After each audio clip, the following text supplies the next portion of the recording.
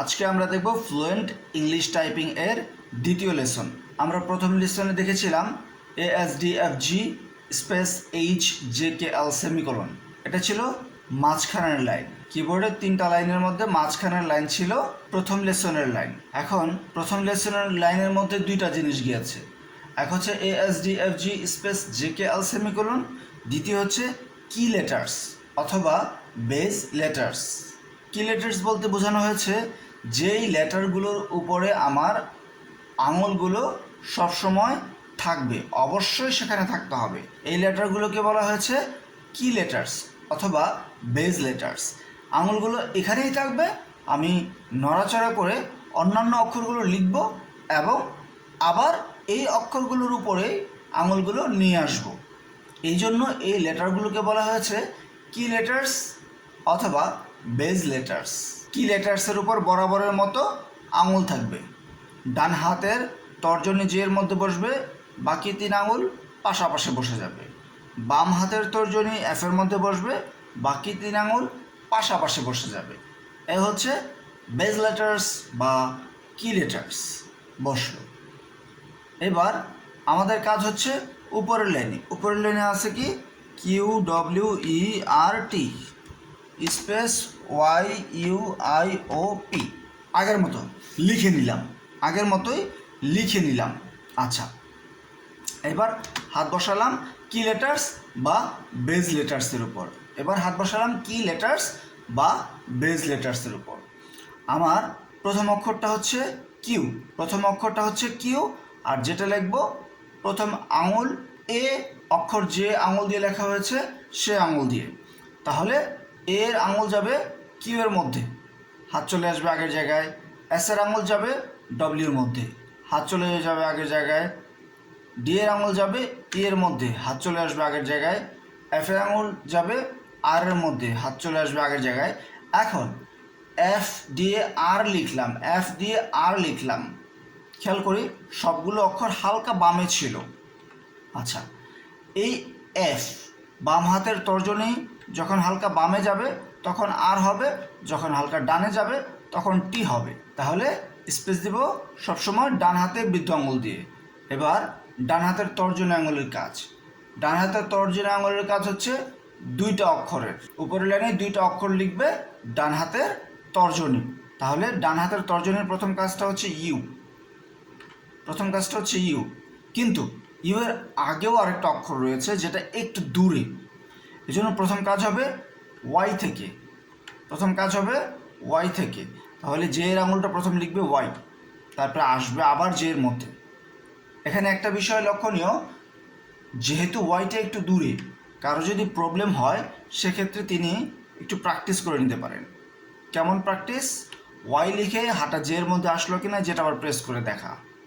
তাহলে Y J Y J Y J Y J, এভাবে তিনি এক লাইন লিখে নিতে পারেন, অল্প কিছুক্ষণ লিখতে পারেন। সেটা ওনার কনফিডেন্সের উপর ডিপেন্ড করে, যে লিখবেন তার কনফিডেন্সের উপর ডিপেন্ড করে তিনি কতটুকু আয়ত্ত করতে পারলেন বা পারলেন না। সেজন্য প্র্যাকটিসটা জরুরি। আচ্ছা, এবার ডান হাতের তর্জনের কাজ হচ্ছে ওয়াই লিখবে, হাত চলে আসবে জে এর মধ্যে, এবার লিখবে UIOP space QWERT space Y, UIOP space QWERT space Y, UIOP space QWERT space Y, UIOP space QWERT space Y, UIOP space QWERT space Y, UIOP QWERT space Y, UIOP QWERT space Y, UIOP QWERT space Y, UIOP QWERT space Y, UIOP QWERT space Y, UIOP QWERT space Y, UIOP।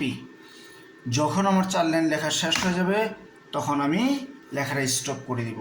আমাদের হাতে এখন 2টা line, আমাদের হাতে এখন দুইটা line, এক হচ্ছে ASDF G space HJ KL semicolon QWERT space YUIOP, এই দুইটা লাইনের অক্ষরগুলো দিয়ে একটা সেন্টেন্স রয়েছে। এই সেন্টেন্সটা আমরা প্র্যাকটিস করব। আচ্ছা, এই সেন্টেন্সটা প্র্যাকটিস করার উদ্দেশ্য কি? এই সেন্টেন্সটা প্র্যাকটিস করার উদ্দেশ্য হচ্ছে যখন আমরা নর্মালি হাতে কিবোর্ড আয়ত্ত করার জন্য কোন আঙুল কতটুকু উপরে, কতটুকু ডানে, কতটুকু বামে গেলে কোন অক্ষরে বসে সেটা দেখছিলাম। সেটা ছিল পাশাপাশি, অক্ষরগুলো ছিল পাশাপাশি বসানো। যখন আমরা একটা সেন্টেন্স লিখবো, সেন্টেন্সের মধ্যে থাকে কিছু ওয়ার্ড, ওয়ার্ডগুলোর মধ্যে থাকে কিছু লেটার। সেন্টেন্সের মধ্যে যে ওয়ার্ডগুলো থাকে সেই ওয়ার্ডের মধ্যে যে লেটারগুলো থাকে সেগুলো কিগুলো অবশ্যই পাশাপাশি থাকে না। এজন্য যখন আমরা কোনো সেন্টেন্স লিখব তখন আমাদের সেটা প্র্যাকটিস হয়ে যাবে। খেয়াল রাখতে হবে এটা, যখন আমরা সেন্টেন্স লিখব তখন আমাদের স্লো কাজ হবে, কারণ যে এরপরে এর আঙুলটা কোথায় আছে একটু চিন্তা করতে হবে। সেক্ষেত্রে তাড়াহুড়া করা যাবে না, আর হুট করে কিবোর্ডে তাকানো যাবে না। একটু খেয়াল করতে হবে, মনোযোগ দিয়ে খেয়াল করতে হবে, মনিটরের দিকে তাকিয়ে মনোযোগ দিয়ে খেয়াল করতে হবে যে কোন অক্ষরটা কোথায় আছে। যদি মনে না পড়ে সেক্ষেত্রে ভিন্ন বিষয়। আচ্ছা, তাহলে আমরা এই সেন্টেন্স লিখব JAKIRSWIFTLYTYPEDWORDS JAKIRSWIFTLYTYPEDWORDS JAKIRSWIFTLYTYPEDWORDS। এভাবে আমরা এক পেজ লিখব, এটাই হবে আমাদের দ্বিতীয় লেসনের হোমওয়ার্ক। তৃতীয় লেসনে আমরা যখন এ থেকে জেড পর্যন্ত সবগুলো লেটার লেখা শেষ করে ফেলবো, তখন আমরা এমন একটি সেন্টেন্স লিখব যে সেন্টেন্সের মধ্যে এ থেকে জেড পর্যন্ত সবগুলো অক্ষর থাকবে। তখন আমাদের সবগুলো খুব ভালোভাবে প্র্যাকটিস হয়ে যাবে। এখন প্রত্যেকটা লাইন শেষ করার পরে সেই লাইনে থাকা লেটারগুলো দিয়ে কিছু ওয়ার্ড লেখা। এই ওয়ার্ড লিখলে কী হবে, আমাদের হাতের ফ্লুয়েন্সি আর একটু বাড়বে। আমাদের উদ্দেশ্য যেহেতু ইংলিশ টাইপিং ফ্লুয়েন্ট করা, সেহেতু আমাদের ইংলিশ ফ্লুয়েন্টলি টাইপিং করার জন্য যা যা লাগে তা আমরা করব। ওকে, তাহলে এক পেজ যখন আমরা এটা লিখে ফেলবো আমাদের হোমওয়ার্কের কাজ শেষ। তাহলে ফ্লুয়েন্ট ইংলিশ টাইপিংয়ের দ্বিতীয় লেসন আজকের মতো এ পর্যন্তই। সবাই ভালো থাকবেন, সবাই সবার জন্য দোয়া করবেন। আসসালামু আলাইকুম।